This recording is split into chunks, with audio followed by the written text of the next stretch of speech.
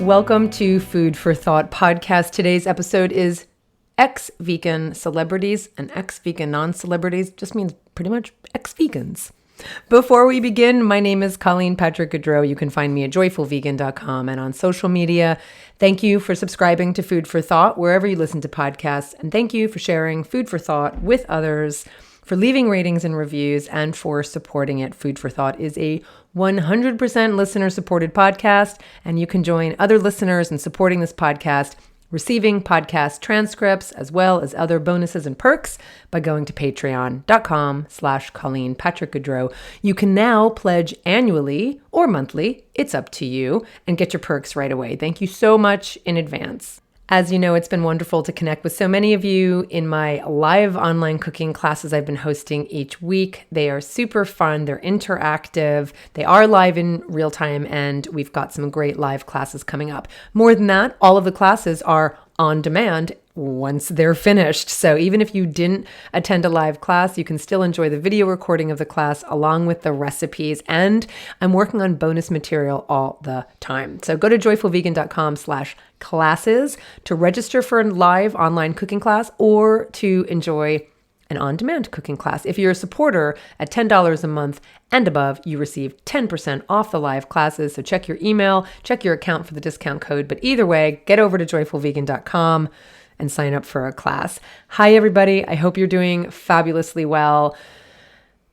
You often hear some cute kitty voices in the background, Charlie and Michko. Now I have 2 more foster cats. You might hear some foster cat kitty meows, but they're kind of dead to the world right now. They're both sleeping in the sunshine, and luckily that's what we have today here in Northern California. We have been, as you know, quite bombarded with all sorts of natural reckonings.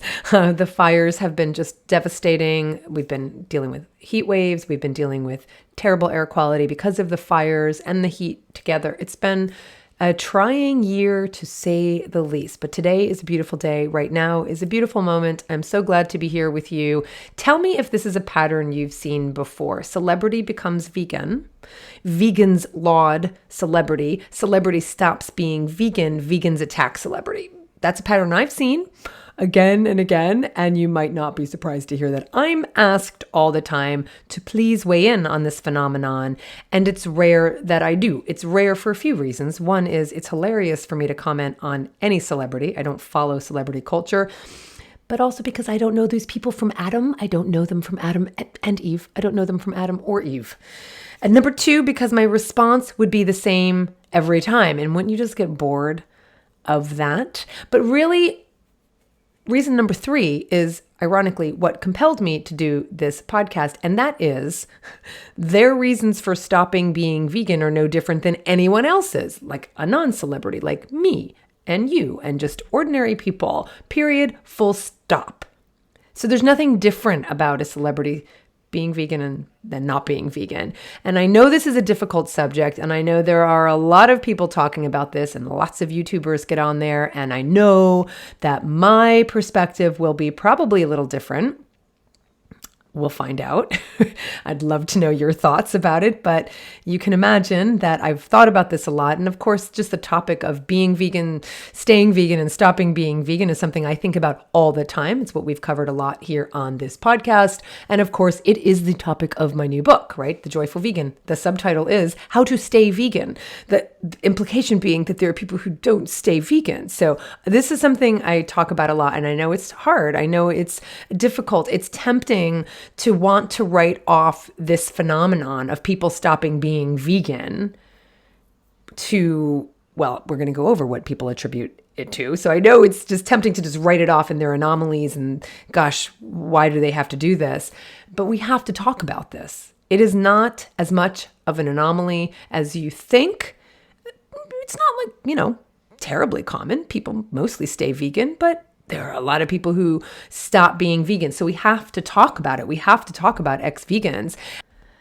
Everything we could say about ordinary non-celebrity ex-vegans applies to celebrity ex-vegans. There's nothing unique about celebrities being vegan than stopping being vegan. They're not a unique form of human being. They have the same challenges, the same blocks, the same excuses, the same fears, the same struggles. But wait, you say, of course there's a difference. They have a huge platform, and it's incumbent upon them to be mindful that when they badmouth veganism or make it seem difficult or treat it like a trend or only focus on the diet aspect, they're doing a disservice to the cause, a cause they said they cared about, and now they're turning their back on and spreading misinformation to their millions of followers about. It's so much worse when a celebrity stops being vegan. Okay, first of all, calm down.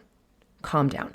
Second of all, we're going to unpack all of this. We're going to talk about ex-vegan celebrities, vegans' reaction to ex-vegan celebrities, and really just ex-vegans in general, and how to think about all of this. That is what this episode is all about. Now, I'm not going to go through all the celebrities who've made headlines, who became vegan, who were lauded by vegans for being vegan, then stopped being vegan and attacked by vegans for stopping being vegan.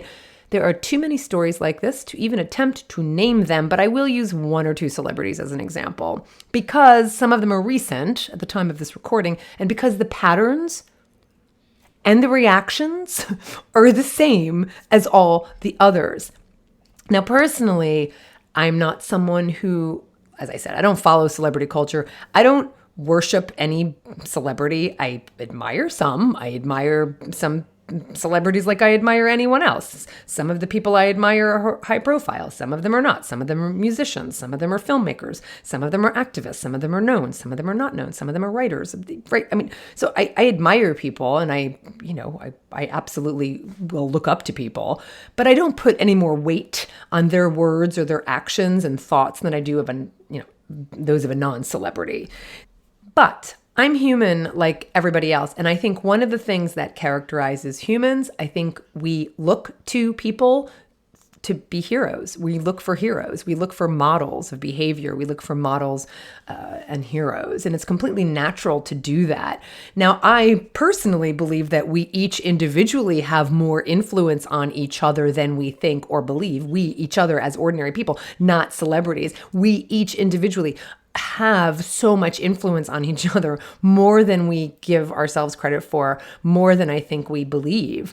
And I think my theory that our obsession with celebrities and celebrity culture is one way we defer and disown that power and influence.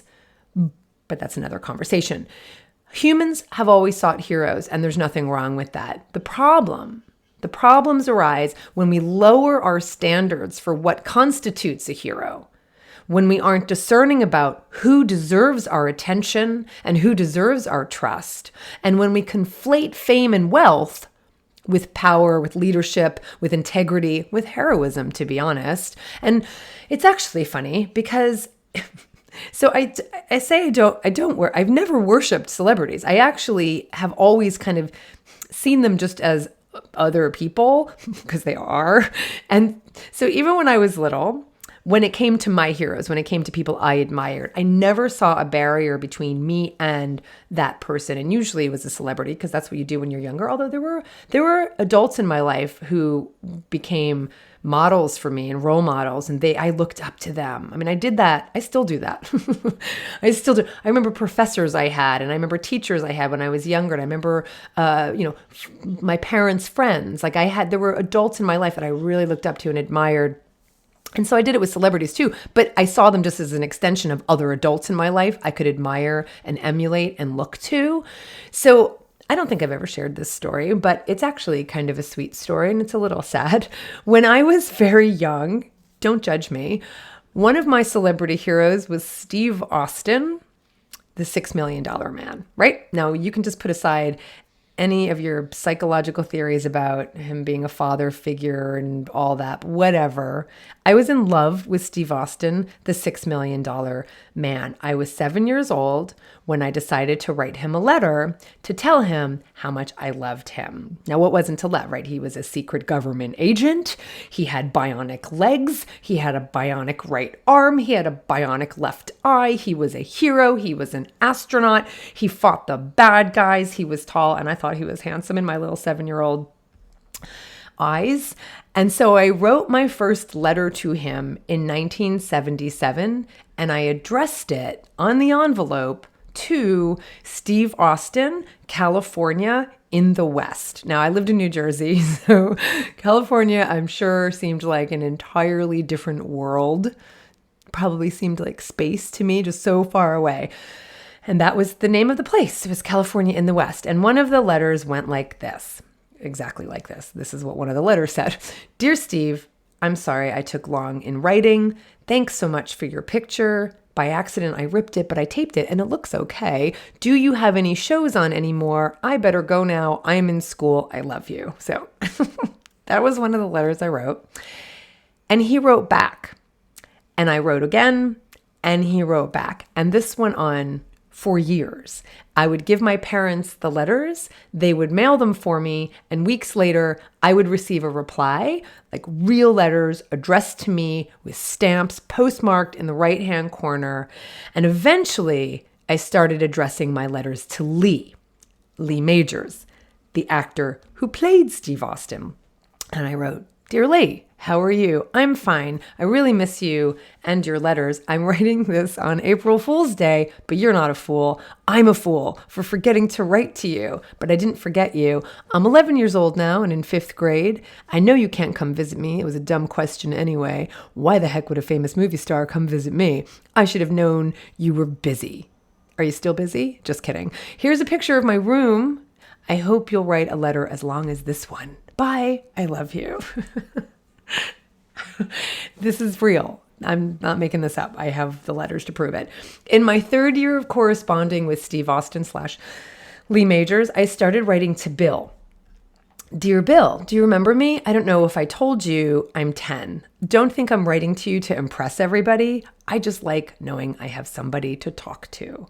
Now, Bill was strong, he was sensitive, and Bill was misunderstood. I was in love with Bill. Who wouldn't be? He was a doctor, he was a scientist, and he was the victim of an accidental overdose of gamma radiation. So what if he transformed into a green monster when he got angry? Nobody's perfect. Besides, it wasn't the Incredible Hulk I fell in love with, but the character who played his alter ego, David Banner. At 10, apparently I was smart enough to address my letters to Bill Bixby, not Dr. David Banner, but clearly I wasn't smart enough to know that the post office required a street address, a city, a state, and a zip code in order to reach the desired party. And so I addressed my letters to Bill Bixby, California in the West. And if you don't know who Bill Bixby is, I don't know what to tell you. It's very sad because he played Dr. David Banner on The Incredible Hulk, and he was so good, and I loved him so much, and he was in many other things. But this went on for 5 years. In the beginning, my letters were mostly about my friends and school and my dog and how jealous I was of Jamie Summers, who was the Bionic Woman, because I was jealous of Jamie Summers. But eventually, I used them as an outlet for my fears and my sadness and my grief. Dear Lee, school was out June 12th. My mom and dad are still getting a divorce. So I wrote several letters about how awful the fighting was at home, the ugly custody battle that ensued, and my misery over being uprooted to a new town, a new school, a new home, without my friends, without my dog. And I received comforting letters from them in return. I was almost 12. I was 11, but I was almost 12 and still writing letters when my mother told me that the letters needed to stop, that the whole thing had gone on too long, and that I needed to know. And that was when she told me that all along it was she who had been reading my letters and writing back to me as Lee Majors and Bill Bixby. And I was absolutely devastated and absolutely horrified and embarrassed. I remember that day like it was yesterday. I demanded that she bring me all the letters and help me rip them up and burn them. Even the glossy photo of Lee Majors that my mother had gone to great lengths to get personally autographed to me.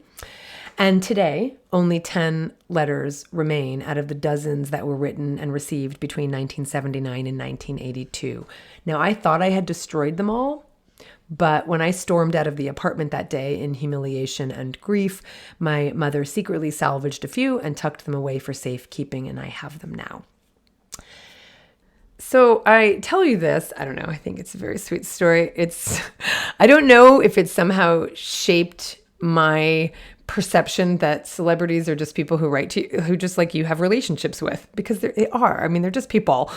But of course, I didn't have access to them. Still, I had a perception. I've always had this perception that they're just people, because that was part of my formative years. I mean, for 5 years, I wrote to these men. And I had crushes on these older men. I mean, again, I'm sure there's a father figure thing happening there, but I did have crushes. They were always men. I could name more, but I won't because I didn't write to them. But I may have tried. So all that's to say, I'm not above admiring celebrities, but I also think I just never really had more expectations of them than anybody else. And I do think we just tend to have very high expectations in general of each other, of other people, period, full stop, right? But celebrity worship is a thing. And since humans make up the vegan community, vegans play into celebrity worship as much as anyone else, right? Vegan publications and blogs and animal protection organizations all use celebrities to tout and or validate veganism, even if those celebrities have been vegan for like a minute. Right. And when I talk about celebrities, I'm not just talking about movie stars and musicians. Writers don't tend to become celebrities as much as, kind of, I think more of the visual medium and the audio medium. I don't know. I mean, there are some who are, but I mean, I think for the most part, authors aren't in the same category where people go crazy over meeting, I don't know, Cormac McCarthy or something like that, the way they do with movie stars. But anyway, I'm also talking about people who became celebrities through reality TV or YouTube or Instagram, right? I mean, people become celebrities from these mediums, and my thoughts about that, applies there as well. But then what happens, lo and behold, that celebrity doesn't stay vegan, doesn't live up to our expectations, talks publicly about how they, didn't like being vegan, or now they're not vegan, they didn't feel well, it didn't work for them, and the vegan community freaks out, and so the cycle continues. And I get it. It can be confusing and frustrating when you hear about people stopping being vegan, whether they're celebrities or not. I mean, right, people have this experience with just friends or, family members. For years, I have been asking, why do people struggle? Why do people stop being vegan? For years, I wanted to understand this too. And so for years, for decades, that's Wyatt. If I look at him, he gets excited and meows and rolls over to show me his belly. Seriously? I'm recording here. Oh my God. Okay. Now he's coming over. Okay, so for years, as you know, I have spent time looking at this. I spent decades looking at what happens in order to help people stay vegan. I mean, right? And so through I started on this podcast. I started identifying these common universal threads that I saw in, pretty much most people who become vegan, whether they do so for health or ethics. And I identified these threads, these common experiences, as holding the answers to these questions that I had been asking, that many of us ask. Why do people struggle? Why do people stop? Why do people become vegan in the first place? And I initially shared these findings in that series, in this podcast, and then I put them together in the book, The Joyful Vegan, How to Stay Vegan in a World That Wants You to Eat Meat, Dairy, and Eggs, which I think like 10 vegans have read. Okay, maybe 20. And yet it examines one of the most common topics that lights up the internet every day. How can people stop being vegan? Which I try to answer in this book. And I know some of you have read it, but certainly not as many as I thought would. Certainly not as many as I hoped would. Certainly not as many as who need to, because I go into the details. Now, maybe it's because I'm not just coming out and saying, they suck. They're just lazy and they're just stupid and they just don't care. I mean, I don't know. Maybe that's why. But I mean, they're just vegan publications haven't even reviewed this book. There are vegan magazines who haven't even reviewed this book. And I don't know. I'm glad you read it. But if you have any inclination to send this book to organizations, to magazines, to publications, to bloggers, and just hand it out and just give it to people, I would be grateful, because I think more vegans need to read this book. I don't have all the answers, but I certainly spent a lot of time examining, looking at the data, listening to stories, drawing upon people's experiences. I mean, that's all, we've got data and we've got anecdotal experience and anecdotal evidence, but we've got it. And there's a lot to say about it. So I just really want more people to understand it more. I mean, that's why I wrote the book. I wrote it because for 20 years, I have been guiding people to manifest their own values of compassion and wellness in their everyday behavior, i.e. become vegan. And I've heard from thousands who've resisted, who have become vegan, who have stayed vegan, who struggled with staying vegan, who stopped being vegan. And so for over the last few decades, I have been asking these questions. Why? Why do so many people resist?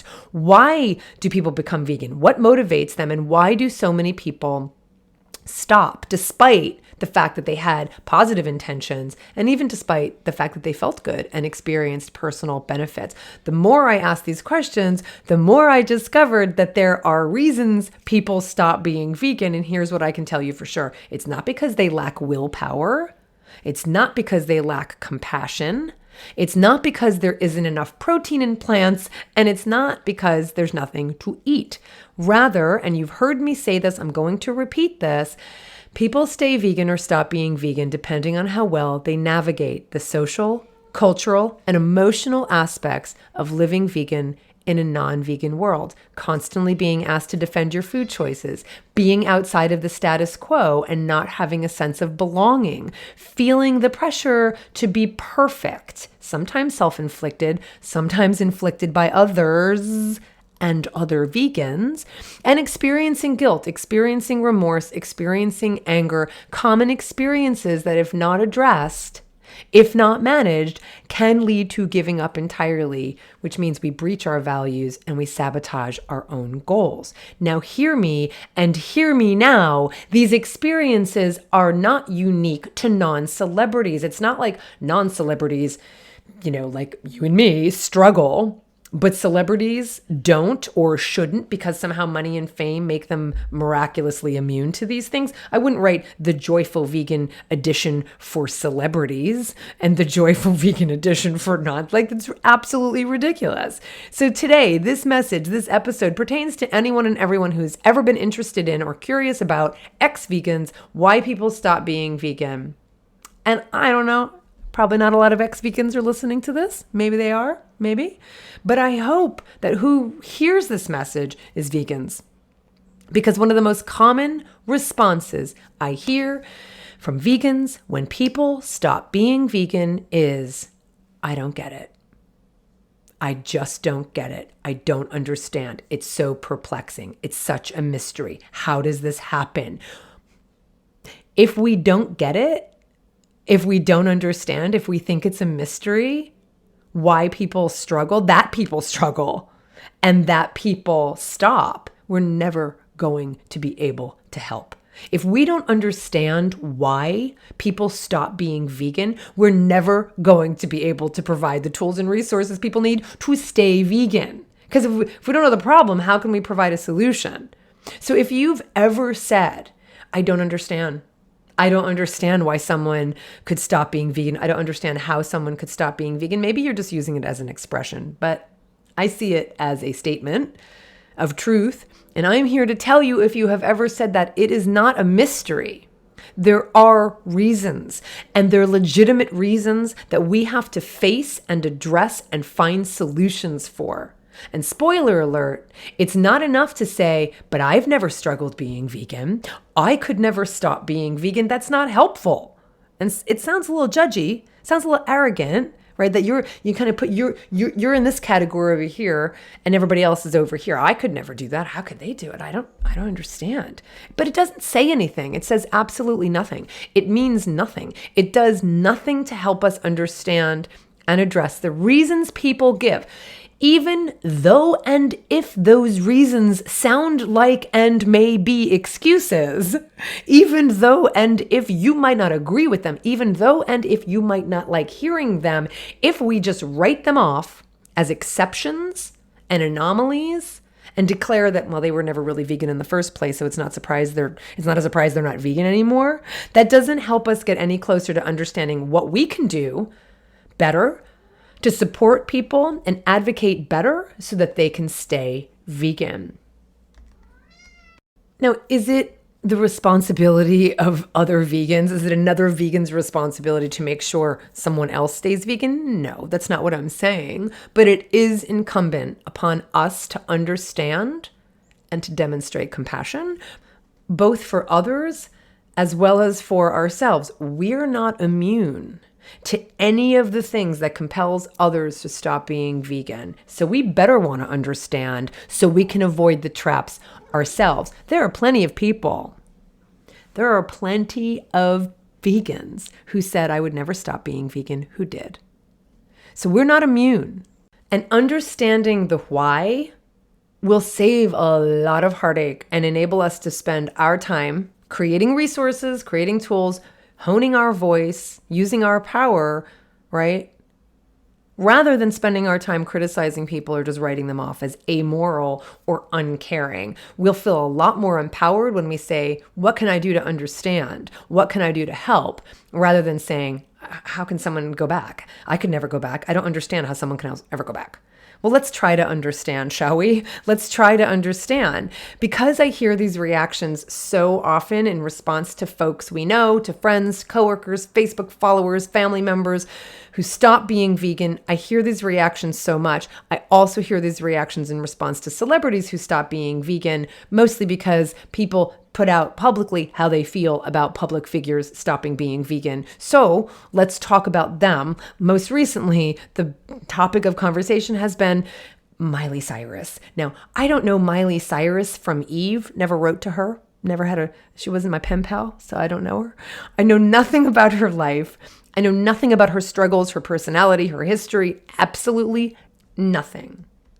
But I'm using her as an illustration because the reasons she gave when she publicly declared she was no longer vegan are not unlike the reasons I've heard again and again. And the public reactions among vegans to the reasons she gave are not unlike the reactions I've seen again and again and again. So I think she's a good example, a good template onto which I can map other examples. She's like our case study, right? In The Joyful Vegan, I include stories from people I've heard from over the years that I think represent a general audience, right, as case studies. So that's what Miley will be for us. She will be our case study.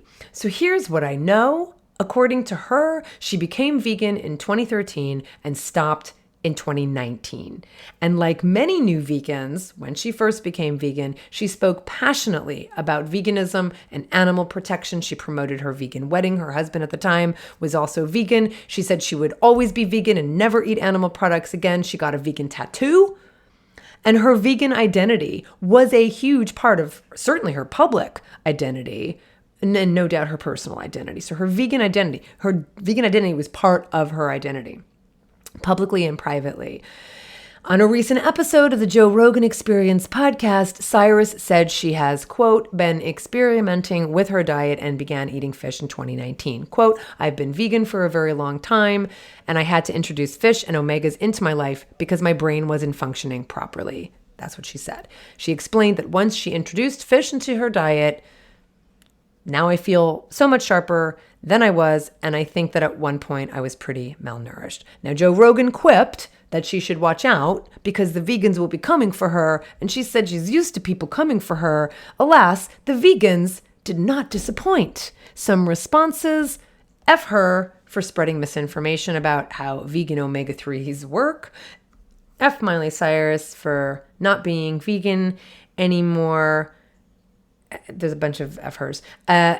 She has such a huge platform. What she's doing is incredibly detrimental to the cause. And I hear that a lot. We're going to come back to that. The responses vary. There's vitriol like that. There's judgment. There's shaming. There's people making fun of her voice, what she says, how she says it, people making fun of what words she uses. There's sadness. There's disappointment. And there's lots of, I just don't get it.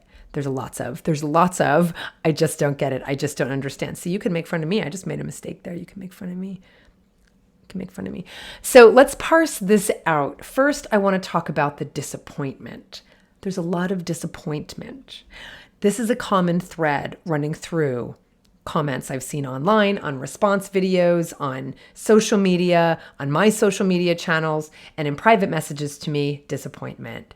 Even when accompanied by, we shouldn't care about what what celebrities say, what invariably follows is still, I'm disappointed. So there's a popular saying that goes, expectations are premeditated resentments. Now, I know this is not a popular perspective, and some of you might stop listening right now, but if someone disappoints us, it's because we had expectations, and that's on us. I'll give you a moment to hit stop and say, that's bull, I'm out of here. Okay. The definition of disappointment is to be sad or displeased because someone or something has failed to fulfill one's hopes or expectations. If we're disappointed because of what a stranger does or doesn't do, that's on us. If we're disappointed because of what anyone does, a friend, a family member, partner, whatever, that's on us. Having expectations leads to disappointment.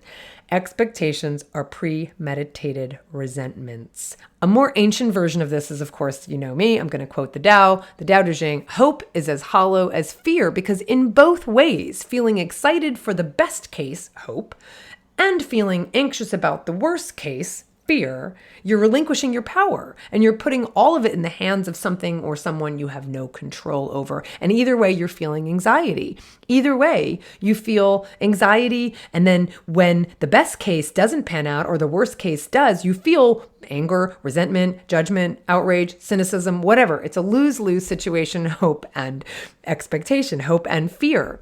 Now, we could talk for hours about what it means to temper our expectations in real world situations and in actual relationships, how difficult it is to not have expectations. It is a lifelong endeavor. And we can talk about how liberating it is when we really understand this, that our happiness or our unhappiness, our peace of mind or anxiety, our power or our relinquishment of our power has so much to do with expectations. It is so difficult. It takes so much work. It takes constant vigilance, and it takes a lot of self-reflection to see the world in this way, right? But that's not what this whole episode is about. But there's a lot to say around that. I'm not saying it's easy. It's not, and it's certainly not bad. It's not wrong to have expectations. Let's just say it's disempowering. And so maybe you would make better sense to you if I talked about reasonable and unreasonable expectations, right?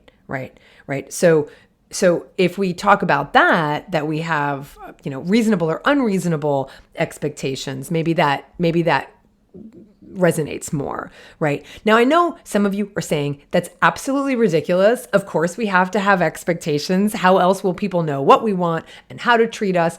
Obviously, we all have expectations in our relationships. If I call David and I ask him to pick me up at 6:00 and he doesn't arrive until 6:30, is that a valid reason for me to be disappointed? It seems pretty obvious, right?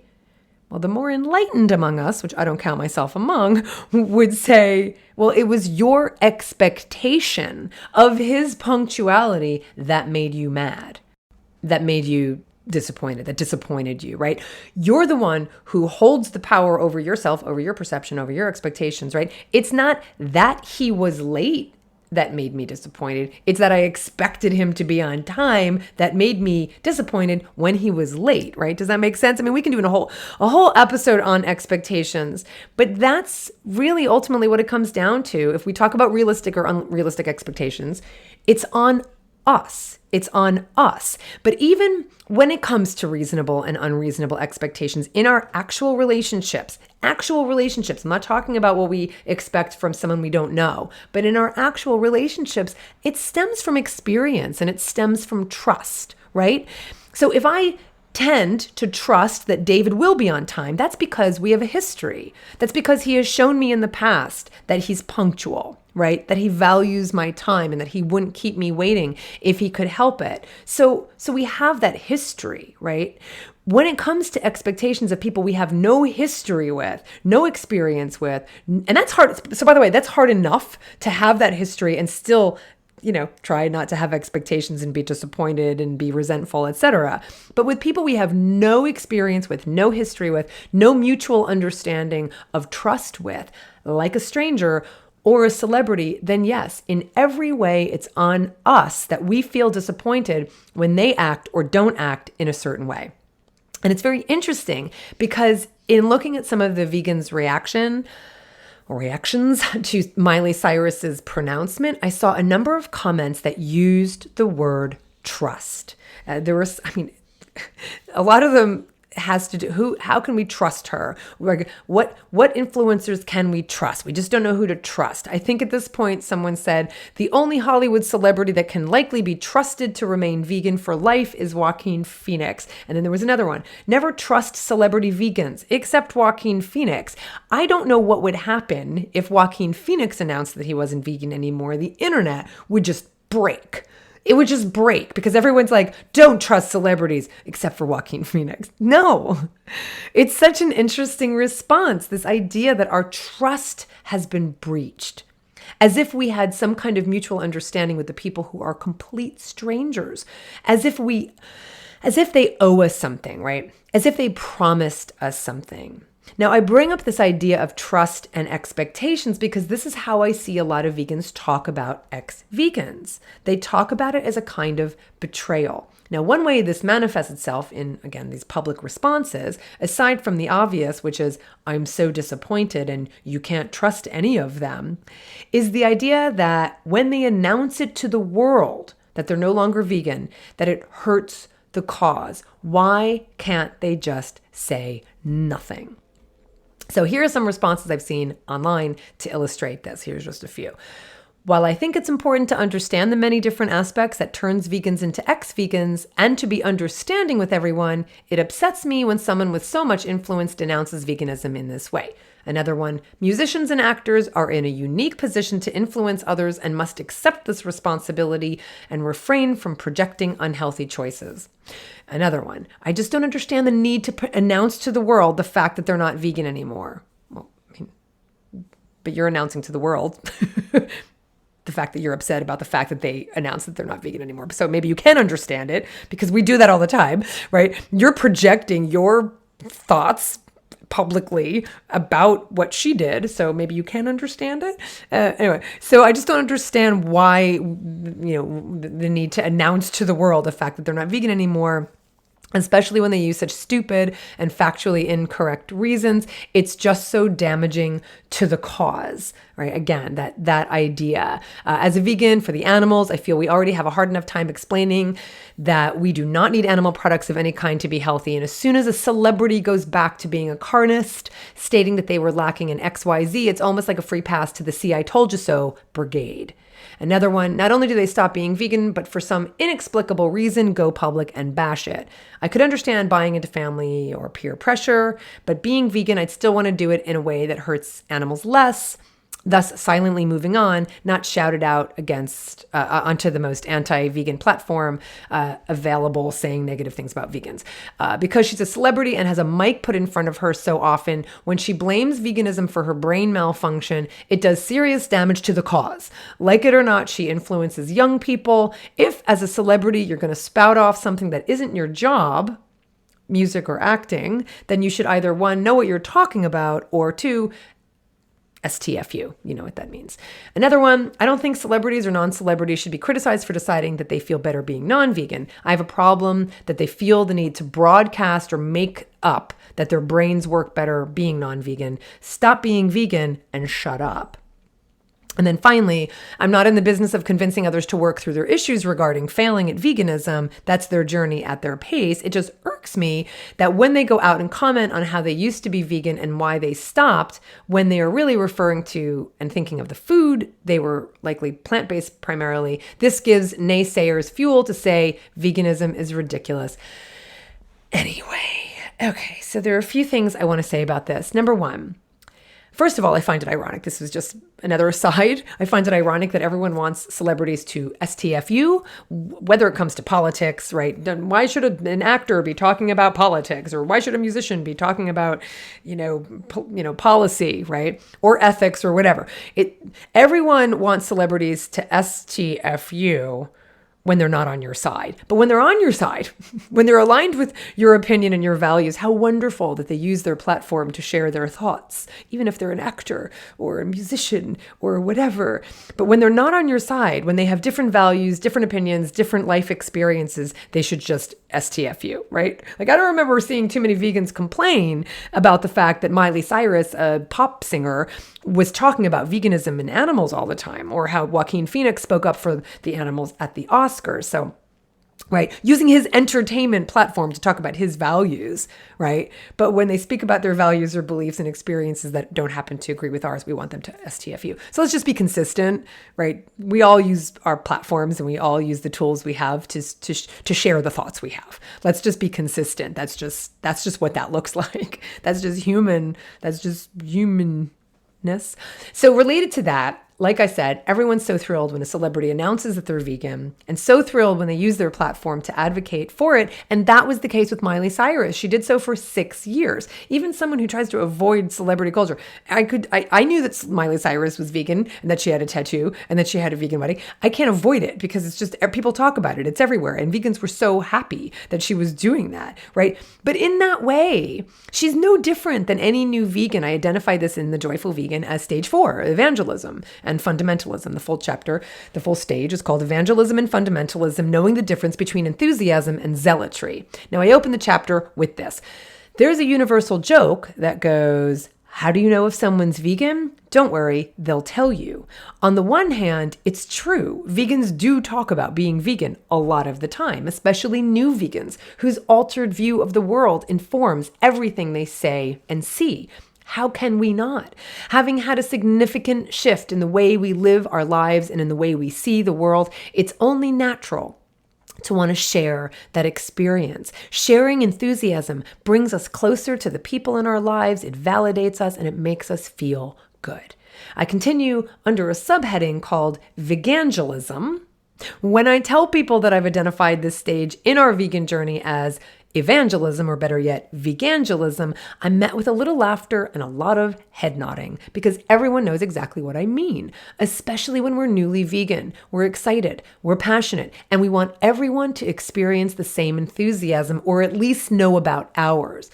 This isn't to say that vegans are never preachy and didactic, and I talk about preachy and didactic vegans in the second half of that chapter, or that raising awareness about violence against animals isn't necessary or shouldn't be part of our advocacy. I talk about that in the chapter on advocacy. But what I'm referring to here is the genuine excitement we feel having become awake, the passionate expression of, oh my word, I had no idea. And now that I know and my life has changed for the better, I want to shout it from the rooftops. It's the desire to share the good news. And so Miley Cyrus did. She was no different than anyone else who becomes vegan and wants to shout the good news from the rooftops, wear vegan message wear, promote their veganism on their social media channels, and in some cases, in her case, in particular, get a vegan tattoo. That's kind of where we're at in this stage, right? This enthusiasm. Now, we say we shouldn't treat celebrities differently because they're just people. And you can see perfectly characteristic behavior here that the majority of vegans exhibit, and even plant-based. I mean, when we make a change in our diet, in our lives that make us feel good, we tell people, we tell others. The only difference is that she has a much bigger audience than you and me. And the difference is the media pay attention to everything she says and does because the public does, right? So leaving the general public then, right? So she uses her platform, she spreads the word, she's excited, and then it's up to the audience to either take what she says with a grain of salt or give it a lot of credence. Each member of the general public responds one way or another. The point is, vegans were thrilled when Miley Cyrus talked about veganism and animal protection so passionately, hoping that her audience would follow suit. Well, that's the first problem. Expectations that her talking about being vegan would have any impact on anyone at all, right? Expectations, right? But it's also worth saying that her audience isn't just a bunch of automatons flip-flopping every time she says or does something. Neither is my audience. Neither is your audience. You're one of my listeners. You're one of my viewers or readers or followers, whatever, right? And I know you're not blindly following everything I say and do as if I'm some kind of cult leader, as if you're some kind of brainwashed sponge. You have your own mind. Now, Yes, young people tend to be more impressionable, but that's young people. Like, that's just life. You're not going to change that.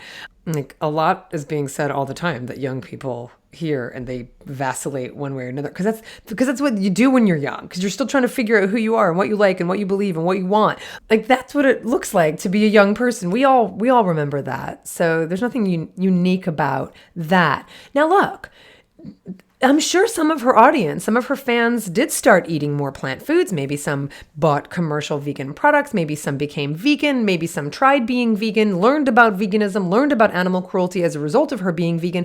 That's great. That's the way it works. That's what this looks like. We're inspired. We're persuaded. We're dissuaded. We're moved. We're supported. We're engaged. We're influenced. We're influenced and inspired and moved all the time.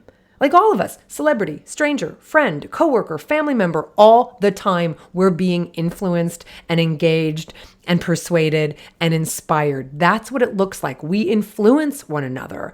All of us. We're not just influenced by celebrities. We influence each other. That's what I keep saying, that we actually have more power than we think. We are influenced by each other all the time. We are role models to one another, right? I don't believe that people who are in the public eye should, what was one of the comments? One of the comments said they should know that. No, we should all know that. We should all know that we're influencing people all the time, that we're inspiring each other all the time, that we're each a role model to each other all the time, right? That is us taking responsibility. But this is what it looks like. Something sparks our interest and our attention. We dive deeper. We possibly make some changes ourselves. That's a good thing, right? But it's not like a celebrity announces that they're vegan and then all their fans and audience members become vegan. And then they say, I'm no longer vegan, and they stop being vegan, right? It just doesn't work that way. And if it did, you don't have any control over that.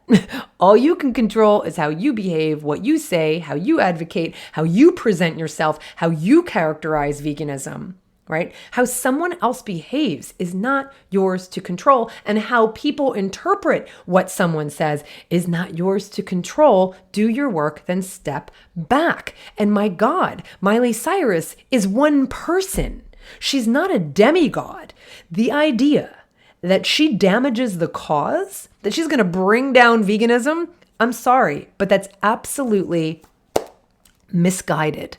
The same thing with the anti-vegan Joe Rogan, right? He's one person. But if you think Joe Rogan or Miley Cyrus or fill in the blank individual has the power to damage the cause, then that's a pretty fragile cause. If one person can bring the whole thing down because of their opinion about it, then it doesn't say much for the philosophy of compassion, the philosophy of veganism. And if that's what you're afraid of, then it doesn't say much about your faith in it. Because one person doesn't have that kind of power. Not even, Miley Cyrus, not even a well-known vegan spokesperson, not even Joaquin Phoenix. Let me tell you something right now, folks. Brace yourself. I hope for I hope for everybody. Joaquin Phoenix will probably stay vegan. But you know what? He might not. Brace yourself. And here's the thing. Joaquin Phoenix stops being vegan. Veganism doesn't collapse. He didn't destroy veganism, right? If he comes out and says, yeah, I just don't want to be vegan anymore. It wasn't great for me. I did it, not doing it anymore. It doesn't come tumbling down, right? We're all just conduits. We're all just people. We're just individuals. We're not demigods, right? I don't take credit for someone becoming vegan because of my work. Just like I don't take the blame for someone stopping being vegan despite my work. My words and my work will attract people based on where they're at in their own journey. Just like the celebrities who say that, or the non-celebrities, or the podcasters, or the advocates, or the actors, or the musicians. They're not magicians, right? They're just people expressing their opinions and using the tools at their disposal to share their thoughts. All of us have tools at our disposal. Joe Rogan's tool, it's a microphone. My tool is a microphone and a pen. Use your tools, use your power, use your voice, and stop over-exaggerating the power of others. There is no public relations firm for veganism. I'm sorry, but there's not. Just let go of any hope and expectation that it will be portrayed exactly the way you think it should be portrayed in any way, by other vegans, by vegan organizations, by animal groups, by vegan companies, in the media. And thank goodness there's not one single PR group, people. It would be called Big Brother if it existed. There's not one vegan mind out there. Thank goodness. Vegans are a diverse and varied group made up of individuals. Whatever celebrity or other vegan or plant-based person in the media says about their experience, it's their experience. And they're talking about their approach and their beliefs and their philosophy, right? But maybe they didn't get the press release or the vegan script because there isn't one. If they don't talk about veganism the way you would, it's because they're not you and they didn't get your script. There isn't a single message out there to make the definition of veganism, be as clear to the public as possible, but you can get your script out. You can convey veganism to the public in the way that you think is effective and consistent and accurate and clear. Do your own work. Write your own books. Write your own script. Write your own letters. Be a leader in an organization. Be a leader in thought. Get on the media. Talk about veganism the way you want to. Make your own videos. Create your own podcast. Do it exactly the way you want. But I'll warn you, when you do, some of whom are watching or reading or listening to you will cut you down and criticize you for not doing it the way they would do it. Some will be inspired. Some will make a change. Some won't. You can't please everyone. Do your work, then step back. The rest is not yours. Now, I have a pretty good track record when it comes to people being inspired to change, just because I've heard from people. But even those who become vegan from my work are not my successes to chalk up. They're not wins for me anymore. Those who don't become vegan from my work are my failures. So this idea that we can control what people say and how other people are taking it, it's just misguided. It's just magical thinking, right? Now, having said that, will Miley Cyrus coming out and saying that being vegan wasn't healthy compel others to believe that and think the same? Yep. Yes. But people think that already. She's providing a confirmation bias, which people are looking for all the time. That's what humans do. But this idea that her fans and followers are just lemmings, I said lemmings, that they're just holding on to every single word she says and then pivoting one way or the other based on a statement she makes or a lifestyle change she makes or a food she eats, it's magical thinking. Some will. But they may very well do so because they heard the same thing from a stranger or a friend or a family member. Some may hear it and go, I don't care, whatever, it doesn't mean anything to me at all, right? In other words, how about attributing a little less power to celebrities in general and Miley Cyrus and Joe Rogan in particular, and giving a little more credit to their audience? Right? I mean, how do you respond when you hear from people that you follow or admire? No doubt you're a fan of some celebrities, maybe Lee Majors, maybe Bill Bixby. Do you vacillate based on what your favorite celebrity does? If not, is it because you're special or you're so unique or so rare? No, you are probably like the majority. You mostly appreciate them for the thing you started following them for in the first place. You may be interested in what they have to say about other things, and possibly even try a product they sell or an idea they espouse. But in the end, you're your own person. And what you learn or gain from having followed them may or may not get added to the many layers that make up your complexity. Welcome to the world. That's what everybody else experiences. The majority of people experience that. So that's that. That's the second thing I wanted to say about the fear that her announcing this publicly is going to turn vegans into non-vegans like magic and that it's going to hurt the cause and bring the whole thing down. Now, I have a lot more to say about the cause, and I'm going to address that in another episode altogether. But here's a teaser. I don't believe there is such a thing as a single cause in this case. I don't believe that there is a single vegan movement. And I think that's what creates such anxiety for people. I think a lot of conflict stems from the perception that we have a single movement and people are betraying it when they do this or that. But that's going to have to wait for another day. So, okay, we have disappointment and expectations. We have trust and betrayal. We have this fear that there's going to be damage to the cause. I've addressed those. The next thing I want to address is the very, very, very, very, very, very common retort that if she stopped being vegan, then clearly she was never really vegan in the first place. And that manifests itself in a few different ways. As people say, they were never really vegan to begin with, or they were never really doing it for the animals, or that they were only plant-based and not vegan. Because if you were truly vegan, you would never go back. You were a fake vegan otherwise. That's what we're going to address next. But first, I need to take a breath and thank my supporters, all of you who are listening and supporting and subscribing to this podcast. You noticed, listen, There's no pre-recorded ad cutting through this podcast at various times in the beginning or the end trying to sell you something. That's because this podcast is listener supported by you. You went over to Patreon. You chose the level you wanted to support at. You chose annual or monthly, which is now an option. Annual is now an option. That's why there aren't ads on this podcast, because of people like you, people like some new supporters, Nina Bagley, thank you very much. Stacy Shepard, thank you very much. Katrina Hawk, is it Hawk or Hotch? Thank you very much. Valerie Nagelson. Evie, can't tell what your full name is, but you joined as an annual and new supporter, which is awesome. Thank you so much.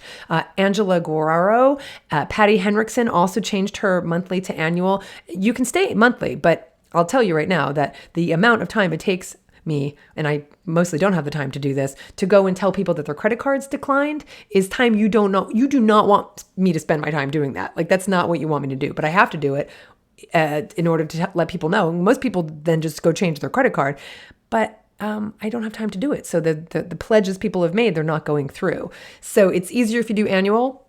And then that won't happen every month. It might just happen every year. So thank you, everybody. Thank you so much to my heroic platinum and gold supporters: Morgan Hall, Nina Bircher, Jennifer Watkins, Ranjini Mohan, Michal Stone, David Cabrera, and Alexander Gray. And thanks to everybody at every level. I'm not saying that podcast sponsorship from a company could never happen, but pledges are down. And if there's a way to keep doing this podcast while preserving its integrity, I will do so. But I would prefer to keep it listener supported like it's been for so long. So if you listen to this podcast and you want to keep it listener supported, go to patreon.com/Colleen Patrick-Goudreau, and thank you in advance. Okay, back to that very common retort that if someone stops being vegan, then clearly they were never really vegan to begin with. I could fill hours of the podcast with examples of such responses, but here are just a few. I'm just going to do a few because it's really just, I see it again and again. If they're not vegan anymore, were they ever really vegan? When I first saw these attacks on Miley, my instinct wasn't to get mad, but I thought, well, obviously she wasn't in it for the animals. Miley Cyrus appropriated culture and pretended to be vegan. What a clown. Okay. I think we need to be careful with our definition and use of the word vegan.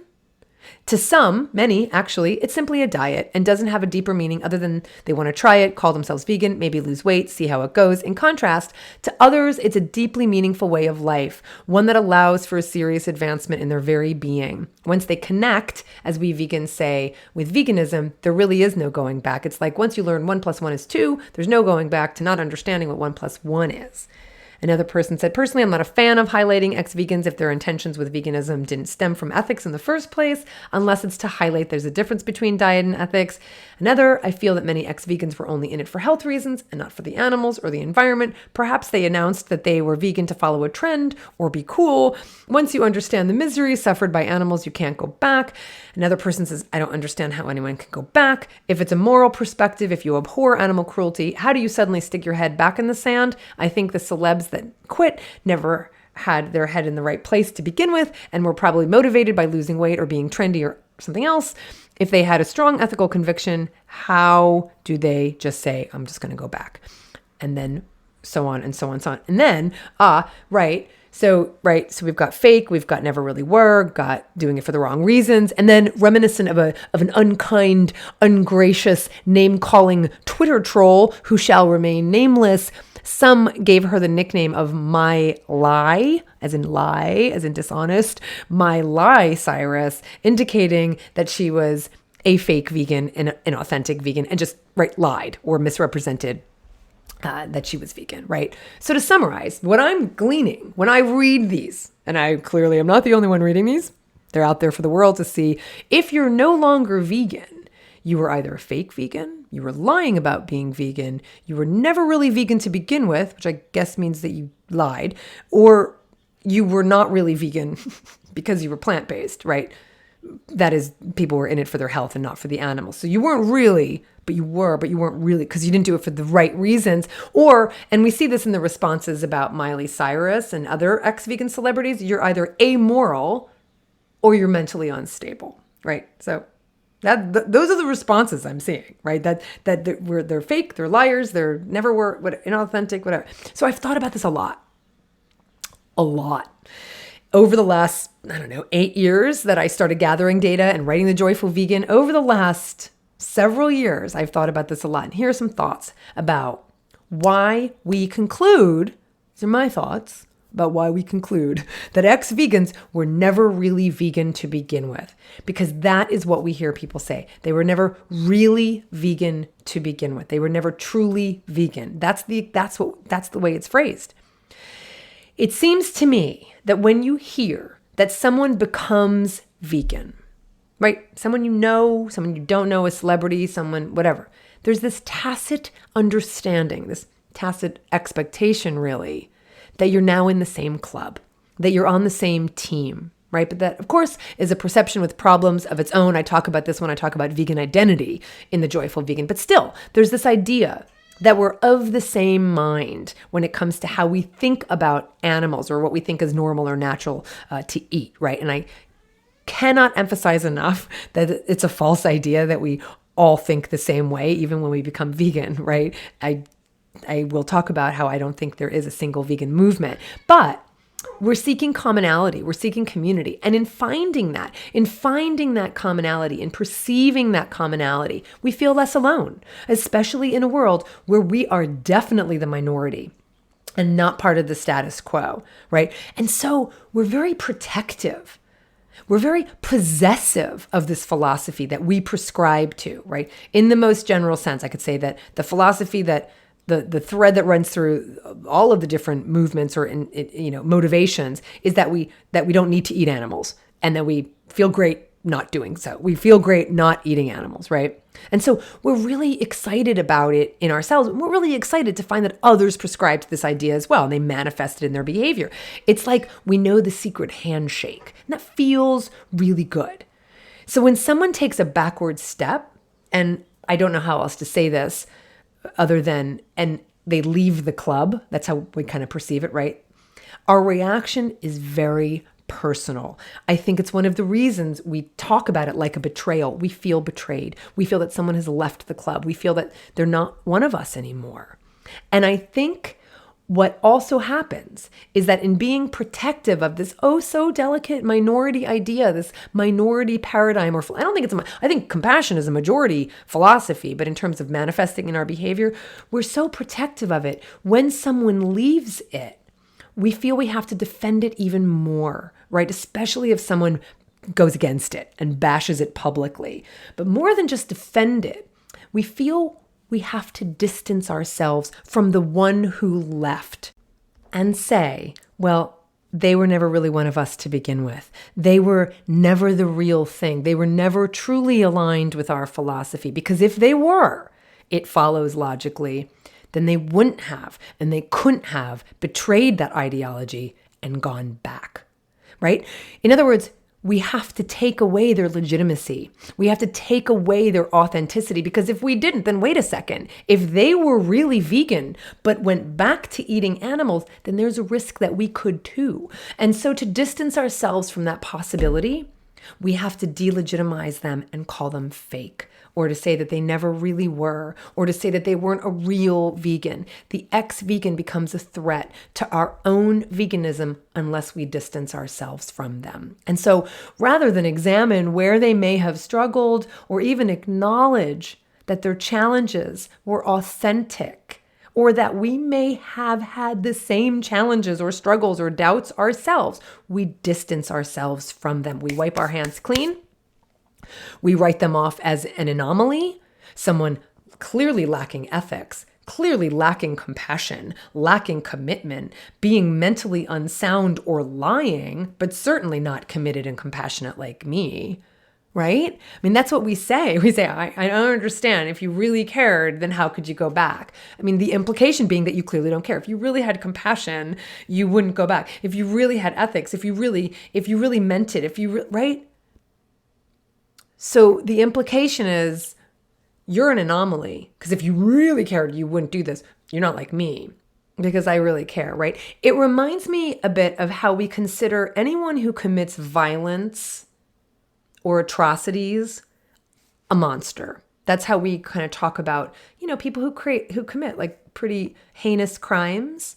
we talk about them as monsters, not human. Because if we consider them human, we'd have to look at the fact that we're also human, hang on, and we're also potentially capable of violence, right? But if we look at them as an anomaly, we can distance ourselves from them and say, see, that's not us, and never have to look at our own potential for violence. Another way we delegitimize ex-vegans and distance ourselves from them, especially when it comes to celebrities or YouTube influencers, is to say that they're doing it for attention and money, that they stop being vegan for money and attention, which I find to be a bit of a stretch, but this is what I see people say, that they're so calculating when it comes to their need for attention and fame and fortune, even though they already have it, that they strategize with their public relations team to book interviews that they can announce that they're no longer vegan on, right? With the intention of making money. I'm not sure how that would work. And getting attention, like, I think that's a bit of a stretch, but it's almost as if we can't bear the possibility that they did just struggle or just want out, right? They just stopped being vegan. Like, we have to find some nefarious reason for it happening. I feel like Cher in Moonstruck when she slaps Nicolas Cage and says, snap out of it, right? Snap out of it. Miley Cyrus was vegan for 6 years and now she's not vegan. She didn't lie. She wasn't a fake vegan. She didn't stop being vegan because she wanted money. I mean, I don't know. I'm not in her head, but I'm just going to guess it's probably not what it is. She didn't stop being vegan because she wanted views on Joe Rogan's podcast. She was vegan and now she's not vegan. She was vegan for many reasons. I don't know all of them. I can only go by what she said, just like I can only go by what anybody says, right? But like many of us, I believe that she says she went vegan for the animals out of compassion because she realized that they were hurt, right? And then we're motivated to stay vegan for many reasons. We go vegan for one usually. There's lots of reasons. We want to keep manifesting our values and our behavior. It feels good. We feel great mentally, emotionally, spiritually, etc. From everything she said and did, she stopped eating animals out of compassion, and for all intents and purposes, she was an ethical vegan. She stopped eating animal flesh and fluids, and then she started eating animal flesh and fluids. If we just dismiss her and all the other celebrities we say this about, all the other ex-vegans we say this about, if we just dismiss her as another unethical sellout who was only doing it for her health, then we're missing yet another opportunity to reflect and understand, and possibly to do better as advocates or just as human beings.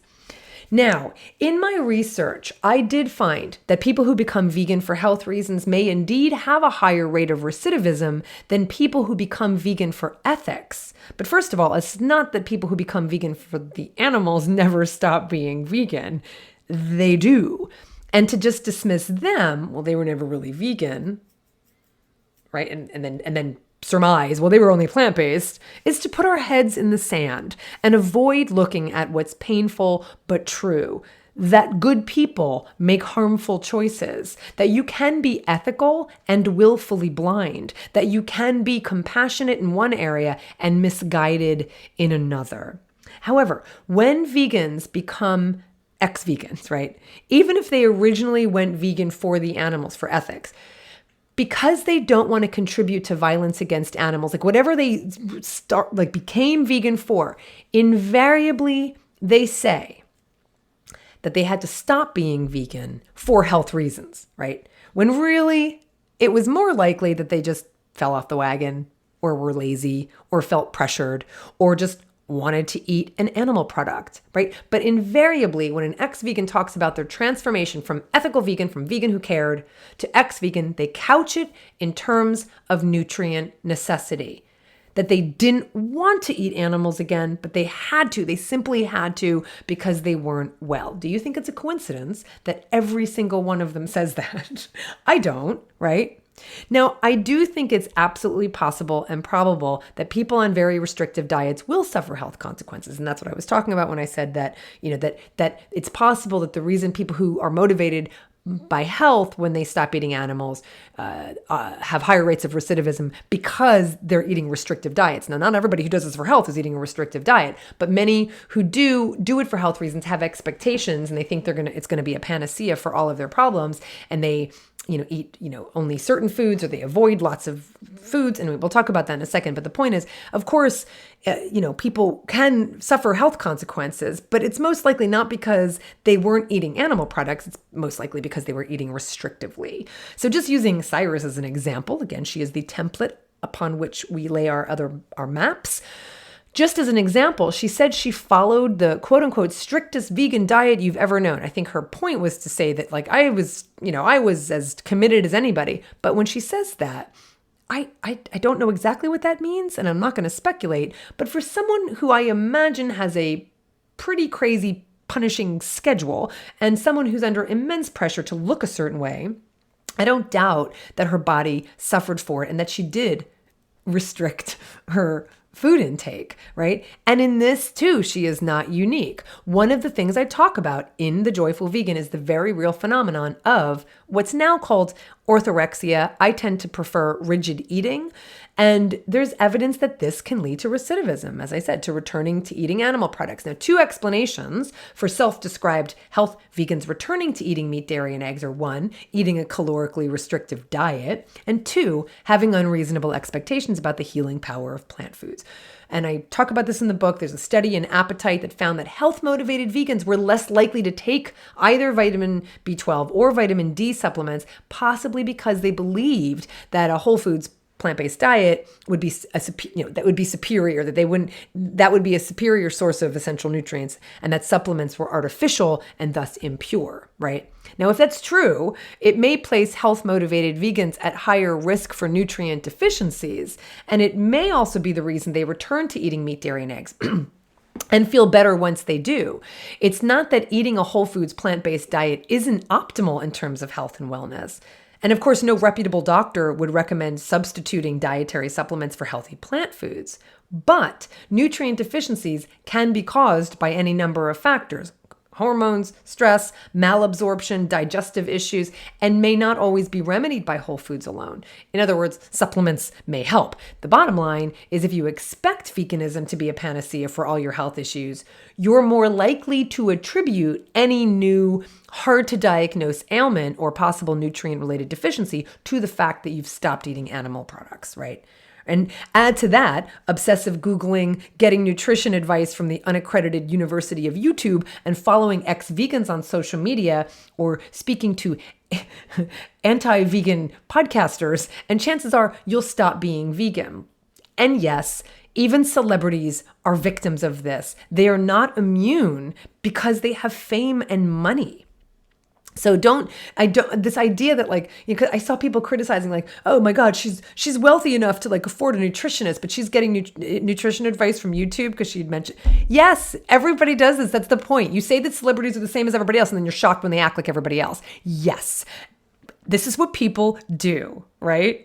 So the idea that we take charge of our own health, and that people who are interested in, looking up this information online, we all do it. That's not inherently bad, but when speculation supplants science and diet trends take precedence over common sense, that's a slippery slope, right? If you become convinced that it's more natural to get your omega-3 fatty acids from eggs or fish, two of the foods that she said she was getting her omega-3s from now, rather than from a supplement, even though these days, of course, egg-laying hens and farm-raised fish get their fatty acids from supplements added to their feed, you're likely to start eating eggs and fish again. You may even feel better once you do so. It's possible, however, that you would have also felt better if you took omega-3 supplements from algae, which is the origin of omega-3 fatty acids in the first place, while continuing to eat a whole foods plant-based diet. The same applies to eating a calorically restrictive diet, which many ex-vegans admit to adhering to. If you are perpetually lethargic, hungry, and unable to concentrate, it may be because you're not getting enough fuel, that is, calories, to sustain your energy and mental acuity. If you add meat, dairy, and eggs back into your diet, or just dairy and eggs, or just fish and eggs, right? And thus more calories, you will most likely feel more energetic, more satiated, and more clear-headed. It's possible, however, that you would have felt more energetic, satiated, and clear-headed if you just ate more calorie-dense plant foods. Now, all that's in The Joyful Vegan, which I hope you enjoy. Miley Cyrus talks about the fact that she started feeling better after she incorporated fish into her diet. So just please reference what I just said as a possible explanation for that. But there's more to say, because while it's possible Cyrus wasn't feeling well because of her lifestyle, all the factors that contribute to how we feel, sleep, alcohol, drugs, stress, physical exertion, whatever. I mean, she said she was running on empty after Glastonbury. This was so funny. She played at Glastonbury, which is very, very, it's a huge outdoor concert.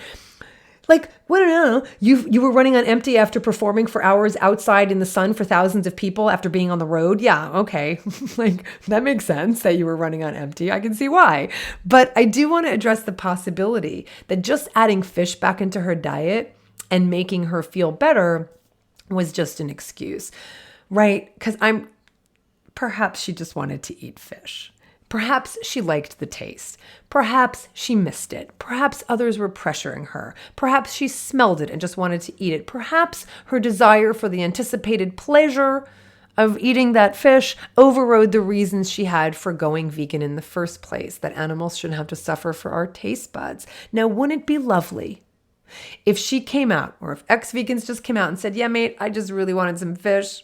I kind of failed. I chose convenience over compassion, but it's all good. I'm doing my best. And though I kind of fell off the wagon, I'm getting back on again. Wouldn't it be nice, right? Or something that demonstrated some self-awareness and responsibility? Sure. But number one, expectations and all that, right? But would it be lovely if she didn't perpetuate the myth that we need to eat fish for omega-3 fatty acids? Sure. Would it be lovely if she didn't spread misinformation? Yes. Right? Because that's what another common complaint is, why did she have to spread this information about omega-3s, right? This became one of the main protests to her declaration that I see that almost every vegan blogger and YouTuber has made posts about. Long episodes about how you can get omega-3s from algae. So you're not going to hear me say any of that here, because I've been talking about skipping the middle fish for years, that we don't need to go through the animals to get to the nutrients that the animals get because the animals eat plants. And the reason I'm not going to talk about it here is because that's not the reason Miley Cyrus spouted off about omega-3s. The reason most ex-vegans talk about the necessity of eating animals, okay, take everything I said into account. People do it for health, restricting calories, not getting enough. Take all that. That's all valid. But the reason most ex-vegans talk about the necessity of eating animals or getting nutrients from animal products, especially and including those who were vegan for the animals, in order to feel better physically, I stopped being vegan because I had to feel better. The reason they say that is because they're not going to say that they just wanted to eat animals because of the pleasure it brings them. Because that doesn't sound so great, does it? Especially if you've spent years talking about how good it feels to not eat animals, about how eating animals isn't really great for the animals, about how we don't need to eat animals to feel good, right? How there's harm in raising and keeping and slaughtering and eating animals. You can't just say you don't care about that anymore. You have to frame your behavior in a way that exonerates you, that literally makes it sound as if you're going against what you really want, but you have no choice. Why? Well, I talk about this in the blindness chapter of The Joyful Vegan, the willful blindness chapter. Here is an excerpt. We all strive to preserve an image of ourselves as consistent, stable, competent, and good. We simply could not function if we believed ourselves to be otherwise. Our most cherished beliefs are a vital and central part of who we are in our own eyes and in the eyes of our friends and colleagues. And I'll add an aside, in the eyes of our audience, of our fans. And so we strive mightily to reduce the pain, either by ignoring the evidence that proves we're wrong or by reinterpreting evidence to support us. Fear of conflict, fear of change, fear of not fitting in compels us to do so. But more than just ignoring or reinterpreting the evidence, we even go so far as to reframe our harmful choices as both necessary and beneficial in order to protect our sense of ourselves as good people. We have to reframe any transgressions that would contradict that. In order to preserve our sense of self-worth when we participate in harmful behaviors, we have to transform those behaviors into noble ones. And that's why we defend our exploitation of animals for food, fun, or fashion by asserting that it's economically necessary, that it's biologically necessary, that it's nutritionally necessary, et cetera, et cetera. And so I go on. So what I'm saying is Miley Cyrus could possibly have felt unwell due to rigid eating or to other lifestyle choices. And yes, of course, she could have done her own research to find out how to feel better, but I suspect she didn't because that wasn't the issue. I suspect that she probably got further and further away from her original reasons for becoming vegan, which is one of the things I talk about in The Joyful Vegan about bearing witness. I suspect her network of support became smaller than the one she had in the past. Her ex-husband is also ex-vegan, right? So her ex-husband, or when they were, I don't know when he stopped being vegan, I don't pay attention enough, but right, the idea that how big was her vegan community? I don't know. I suspect she got tired of the inconvenience of not eating what she wanted when she wanted it, when everyone else around her was doing what they wanted. And I suspect that she just wanted to eat animal flesh and fluids because, as I quote Tobias Lehnert saying in my book, so many people eat animals because so many people eat animals. We are social creatures through and through, and we don't like feeling left out. This is an aspect of being vegan that vegans mostly ignore. Many assert that if you just cared enough or cared more or were more ethical or had more morals, you could and would never go back to eating animals, right? So you can believe that. But if you believe that and nothing else, you're ignoring a fundamental aspect of human nature, which we simply cannot do if we want to understand why vegans become ex-vegans. From The Joyful Vegan, social creatures through and through, humans yearn to be part of a community of like-minded people who share similar goals, interests, and values. Psychologist Abraham Maslow placed social belonging just after basic physiological and safety needs in his hierarchy of needs, first posited this in 1943. According to Maslow, meeting basic needs such as hunger, thirst, and safety and security, that comes first.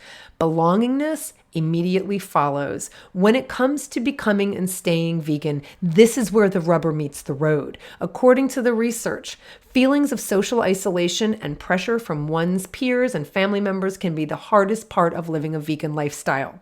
In Faunalytics study of lapsed vegetarians and vegans that I referenced in the beginning of this episode, 63% of former vegetarians and vegans said they didn't like how it made them stick out from the crowd. And almost half said that they didn't have sufficient interactions with fellow vegans or vegetarians. And 84% of those who reverted to eating animals reported that they weren't active in any vegetarian clubs or vegan clubs or organizations. These data suggest that the need to belong is so strong that many people would rather be disconnected from their own values than be disconnected from other people. I'm going to repeat that. These data suggest that the need to belong is so strong that many people would rather be disconnected from their own values that they still hold, they're still ethical, they still care, they're still compassionate, than be disconnected from other people. In social science studies that examine why it's so hard to change behavior we know is causing harm, the conclusions continually point toward the fact that social norms constrain human behavior, as the mere thought of doing something drastically different from what others are doing or what others appear to approve of can lead to intense feelings of discomfort, embarrassment, or shame.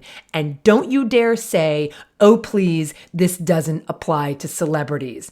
They can do whatever they want. They can tell people to sod off if they don't like that they're vegan. Heck, they can buy vegan friends if they wanted to. Don't you dare say that.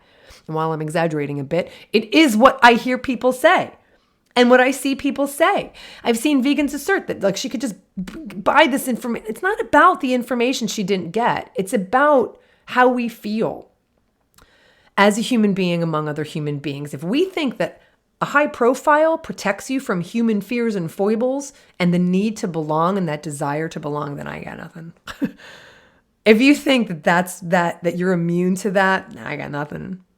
Of course she's like everybody else. Of course we all struggle with this. And just like everybody else, in the end, it's up to each individual to face these challenges, honestly, right? And that's why I provide the resources I do. It's a delusion to say it's different for celebrities, as if fame and money make them immune to social pressure and family expectations and cultural mores, the desire to belong, the desire to not be outside the status quo. Of course, they're not immune to these things, but of course, it's up to them to face those challenges. It's up to each one of us to face these challenges, right? I'm not saying that these aren't excuses, right? That it's all up to us to understand. No, I'm providing this perspective so that we can step back and understand what's going on. Of course, in the end, it's up to her to okay, if that's what it is, right? Because there is a way around this. There's a way to be outside the status quo and not feel what did I say? To not feel the discomfort, embarrassment, or shame, right? So of course it's up to each one of us individually, but they're not immune to it just because they have fame and fortune. Now, I want to end with a couple more thoughts. It does often seem that when vegans stop being vegan, it's often eggs and fish they return to. Number two, they tend to eat less flesh and fluids than they did before they went vegan in the first place, right? So cold comfort, sure, take from that what you want, right? But it does seem that when vegans stop being vegan, they tend to stick with fish and eggs. Doesn't mean they don't start going back to other animals as well. And it also seems that even if they do go to other animals, that they eat less, that they eat more plants, that the ratio of plants is higher in their overall diet, right? Is it better? Well, it depends on what angle you're looking from. No animal suffering is better than any animal suffering. But quantifiably, is it better than going back to eating more animal flesh and fluids, right? I mean, I think so, right? Don't do nothing because you can't do everything, do something, anything, right? But we forget that we're all on this journey. We're all on a journey. And just as someone who becomes awake can go back to sleep again, so too can they wake up again. In Funalytics survey on recidivism, more than a third, 37% of former vegetarians and vegans indicated that they're interested in resuming a vegetarian vegan diet. Of these individuals, more than half, 60%, said that they're likely or very likely to do so. That's a reason to be hopeful. Don't we want to provide a place for them when they return? My hope is that by gaining insight into why some vegans become ex-vegans, we can not only avoid the traps ourselves, but also be more sympathetic and understanding to those who do lapse and be ready to welcome them back when and if the time comes. Until then, they, like all of us, will surround themselves with the people they feel most supported by, right? They will surround themselves with those who support their decision, right? Those who don't make them feel bad for their behavior, like Joe Rogan, right? Of all people were saying, of all people, why did she have to go on the most anti-vegan podcast and talk about why she's not vegan? Isn't it obvious? He's the safest person to come out ex-vegan to. Because he's going to support her in her decision, and she knows that. We turn to the people who will make us feel accepted and included and who share our values and ideologies. We all do that. That's why we surround ourselves with people who think like us and vote like us. We all do it. Very few of us want to be challenged. None of us want to be judged. And yet, judge we did, judge we do, and judge we will again. We can do better. This isn't about Miley Cyrus or any of the other people we hear about and know about who stop being vegan. This is about us, who we are, who we want to be, how we want to behave. We express disappointment when celebrities fall from the pedestals we built, and yet we're the only people we are beholden to. You want to not be disappointed by others? Just focus on yourself. Right? We're the only ones who are in control. We're the only ones who can decide at any given moment who we want to be, how we want to act, how we want to react. We need to be the model of compassion we profess to be, that we want others to be. We need to manifest verbally and non-verbally the kindness, the non-violence, and the non-judgment we say we want others to have. By embodying, expressing, exhibiting, and exuding compassion, we experience compassion. That's the best part. Not only will we be models for others that others will look to, we will experience that compassion. We will feel good. If we embody and express and exhibit and exude anger and outrage and judgment, we're going to experience anger, outrage, and judgment, and nobody really wants to emulate that, right? Doesn't feel good, doesn't change a thing. Nobody wants to model that. But if we embody and express and exhibit and exude compassion, that's what we'll model for the world. That's what we'll experience ourselves. May it be so. For the animals, this is Colleen Patrick-Goudreau. Thanks for listening. This was a long one.